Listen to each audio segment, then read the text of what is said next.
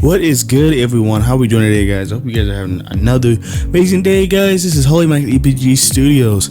So we've been talking about Netflix's new kind of thing of they're doing in 2021. They're going to be dropping a movie every week. And so, yeah, I'm pretty excited about that. But I have some few concerns. We're going to be talking about those few concerns that I do have. Make sure you like, subscribe, guys, and yeah, comment below what you want me to talk about next. So here's my concerns, and here's maybe the positive to it. So I'm talking about the positive first. So the positive to it is the fact is that we get movies every week. And I know, especially during this pandemic, we need a lot of stuff to do.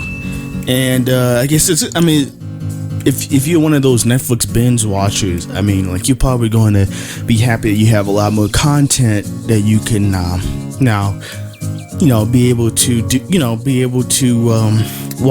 binge watch, and if you like work from home and that kind of stuff, you have a lot of extra time in your hand. That's some good news for you. A subscription service that you pay for monthly, you have more content on it to keep you, keep you something to do. Now, that's kind of the only positive I see. And you get a. But see, here's my negative. I feel like we're gonna get a bunch of crappy movies that aren't gonna. For example, a lot of those movies only have about a $6 million and $5 million budget. What movie can you make for $5 million and $6 million? I know they're made because they're gonna be put out there, but I'm just saying, like, what good movie has been made for $6 million? That's just not really. It's kind of scary. What do you think the movie's gonna be of? If it's only $6 million, $5 million, like these big blockbusters movies like Marvel, DC, even Wonder Woman, even though that movie had tons of mistakes, so many issues with it, it still had a big budget, and that movie had tons of mistakes in it. And but think about a movie that has only $6 million, how many mistakes are going to be in it, how many issues are going to be in it. It's pretty much going to be filmed in one location. So it's going to be very budget. It's going to be a budget movie. And I know some people are fine watching more budget movies, but it's just like, for example, the Nicolas Cage movie that I watched the trailer for last night. It's like I hope this influences whoever made Five Nights at Freddy's. I know we have that new game coming out, but whoever influenced in Five Nights at Freddy's, I'm a fan of Five Nights at Freddy's, and I know all the backstories and all that. But whoever made that, probably inspiration for that, they made a Nicolas Cage one that's gonna be coming out on Netflix forever, and he is, I'm guessing, a maintenance guy, looks like a security guard or whatever at a pizza shop or amusement park or something, and he's fighting animatronics. Every kid's nightmare. It's probably gonna be rated R. It's very graphic, based on what I can see in the trailer. Pretty much kind of like your Five Nights at Freddy's type base thing. Yeah.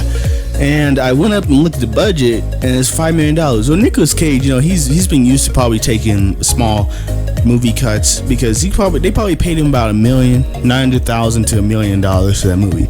So that leaves you about a $4.5 million budget for the movie itself. And these numbers can be inaccurate. Yes, we understand that. But if we were to let's say we take the numbers that we do have. $4.5 million to make a movie, that's after paying Nicolas Cage, and you got to pay the other actors that are not that famous. So they're probably the most they're probably gonna get is maybe 30,000, if that, maybe even like less than that, because they're not big actors that a lot of people know, and they're probably in a bunch of other Netflix movies as well. So they probably have a kind of contract deal that do so many movies for so much amount of money. So if we were to take their salaries, whatever, so let's say it drops it down to maybe, I don't know, let's say maybe $3.9 million left, right? So you have $3.9 million now to actually make the movie. Now, here's my concern. And remember, my concern is now for special effects. If you already have a special effects team already on hand, because Netflix is a big studio, that means they probably already have a special effects team on hand, then they don't really have to go out and pay for a team. I know a lot of these big studios, they just use the people that they already have, so that means they're already on the payroll, so you don't have to pay extra for them to do something.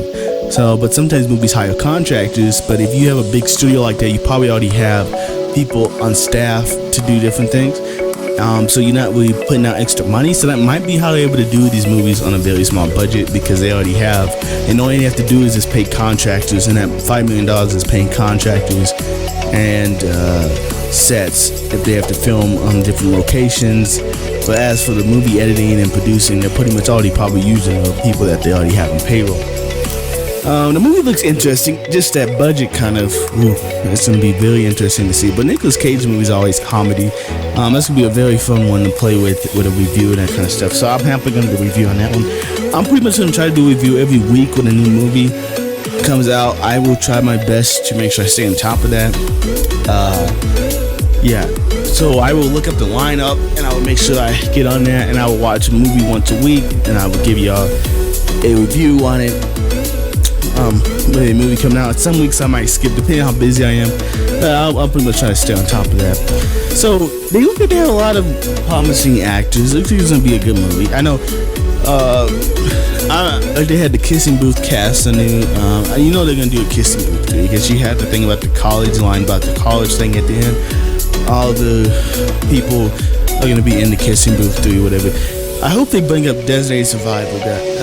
I hope they bring that show back. That was a really good show. Even though Netflix really did a lot of interesting things to it. I still want the show to continue, even if it's weird like they did with season 3. But that's another point. But yeah, Netflix is still taking a bold move by doing this. But I think because they've got to find some way to beat with like Disney Plus, because Disney Plus is dropping all kinds of TV shows and movies. Like if you watch our recent review on WandaVision. So yeah.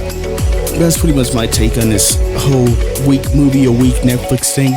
But yeah, anyway, other than that, I make sure you guys like and subscribe, guys. I have more information on the time. Like I said again, I'll try to do reviews once a week, guys. And you guys have a good one. This is Holy Mike at EPG Studio. Sign out.